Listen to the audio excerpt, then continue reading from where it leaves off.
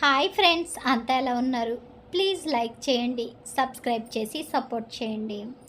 Views వస్తున్నాయండి, subscribers రావట్లేదు. Please subscribe చేసుకోండి. ఒక రాత్రి వివాన్కి జ్వరం రావడంతో ఇంట్లో అందరూ కంగారు పడతారు. మహి మాత్రం రాత్రంతా అతని దగ్గరే ఉంటుంది. మందులు ఇవ్వటం, డాక్టర్తో మాట్లాడటం, జ్వరం తగ్గిందో లేదో చూడటం, ఇలా తెల్లవారుజాము వరకు మెలకుగా ఉంటుంది. వివాన్ చెయ్యి పట్టుకుని కూర్చున్నట్లుగానే ఎప్పుడు నిద్రపోయిందో తనకే తెలియదు. ఉదయం రుద్రప్రతాప్ ఆ గదిలోకి వస్తాడు. కొన్ని క్షణాలు మహి వైపు చూస్తాడు. కుర్చీలో కూర్చుని నిద్రపోతూ ఉంటుంది. ముఖం మీద అలసట స్పష్టంగా కనిపిస్తుంది. రాత్రంతా నిద్రపోలేదని అర్థమవుతుంది. కానీ అతను ఏమీ మాట్లాడు. నెమ్మదిగా వివాన్ దగ్గరికి వెళ్ళి చూసి బయటికి వెళ్ళిపోతాడు. మరుసటి రోజు మహి నడుస్తుంటే కాళ్ళు కూడా సరిగ్గా సహకరించవు. కళ్ళల్లో నిద్రమత్తు వదలదు. అయినా ఇంట్లో ప్రతి పని చూసుకుంటూనే ఉంటుంది. రుద్రప్రతాప్కి మందులు ఇవ్వటం, వివాన్ రిపోర్ట్స్ చూడటం, ఫిజియోథెరపీ టైమింగ్స్ అన్నీ సర్దుతుంది. రుద్రప్రతాప్ బయటకు చెప్పకపోయినా ఇవన్నీ గమనిస్తూనే ఉంటాడు. మహి ఇంట్లోకి వచ్చిన తర్వాత చాలా రోజులకి కనిపించని ప్రశాంతత ఇంట్లో మళ్ళీ కనిపించడం మొదలవుతుంది. పనివాళ్ళు కూడా భయం పడకుండా మాట్లాడటం మొదలు పెడతారు. కొద్ది రోజుల తర్వాత రుద్రప్రతాప్ ఆఫీస్కి వెళ్ళాలని నిర్ణయించుకుంటాడు. నెలల తర్వాత మొదటిసారి అందరూ ఆశ్చర్యపోతారు. మహి కూడా అతనితో పాటు వెళ్తుంది. ఆఫీసులో అడుగుపెట్టిన క్షణం ఉద్యోగులందరూ లేచి నిలబడతారు.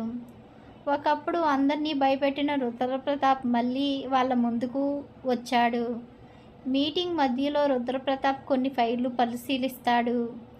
ఒక్కసారిగా అతని చూపు ఒక రికార్డ్ మీద ఆగిపోతుంది. ఆర్యన్ పేరులో ఉండవలసిన కొన్ని షేర్లు వేరే షేర్లు హోల్డర్స్ చేతిలోకి వెళ్ళిపోతాయి.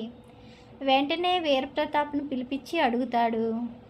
ఇది ఎలా జరిగింది అని అడుగుతాడు. వీరప్రతాప్ కూడా ఫైల్స్ చూసి ఆశ్చర్యపోతాడు. నాకు తెలియదు రుద్ర అని చెప్తాడు. ఎక్కడో ఏదో పెద్ద తప్పు జరిగింది అని అనుకుంటారు.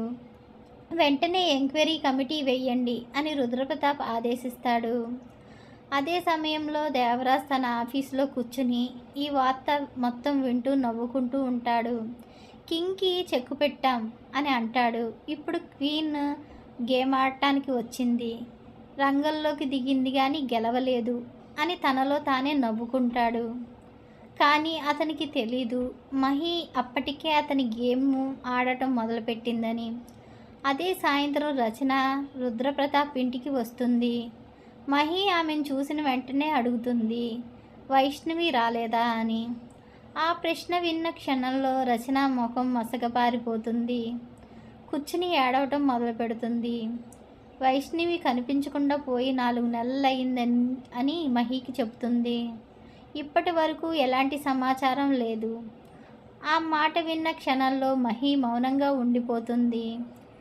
ఆర్యన్ కేసు, వివాన్ ప్రమాదం, రుద్ర ప్రమాదం, షేర్లు మాయం, ఇప్పుడు వైష్ణవి అదృశ్యం, ఇవన్నీ ఒక సంఘటనలా కనిపిస్తున్నాయి. కానీ ఆమెకు మాత్రం ఇవన్నీ ఒక దారంతో కట్టబడినట్లు అనిపిస్తున్నాయి. ఆ రాత్రి గదిలోకి వెళ్ళి ల్యాప్టాప్ తెరుస్తుంది. ఆర్యన్ కేసు గురించి వెతకడం మొదలు పెడుతుంది. కానీ బయట ఉన్న వార్తలు తప్ప అసలు వివరాలు ఏమీ దొరకవు. కొన్ని రికార్డ్స్ కనిపించవు, కొన్ని లింక్స్ పనిచేయవు. ఎవరైనా ఉద్దేశపూర్వకంగా ఆధారాలు దాచినట్లు అనిపిస్తుంది. మరుసటి రోజు ఉదయం మహి వెంటనే అవినాష్కి ఫోన్ చేస్తుంది. ఆర్యన్ కాలేజీకి వెళ్ళాలి అని చెబుతుంది. అవినాష్ వెంటనే కారు తీసుకుని వస్తాడు. ఇద్దరూ నేరుగా ఆర్యన్ చదివిన కాలేజీకి వెళ్తారు. అక్కడ స్టూడెంట్స్తో మాట్లాడతారు, లెక్చర్స్తో మాట్లాడతారు, పాత రికార్డులు చూస్తారు. కానీ అందరికీ తెలిసిందే చాలా తక్కువ. ఎవరో ఒకరు నిజాన్ని దాచిపెడుతున్నారని మాత్రం మహికి స్పష్టంగా అర్థమవుతుంది. కాలేజ్ నుంచి బయటకు వస్తూ ఆమె ఒక్క మాట చెప్తుంది, ఇది యాదృచ్ఛికం కాదు అవినాష్, ఎవరో చాలా పెద్దగా ఆడిన ఆట. ఇప్పుడు నెక్స్ట్ ఎపిసోడ్ చాలా ఇంట్రెస్టింగ్గా ఉంటుందండి. Please do subscribe.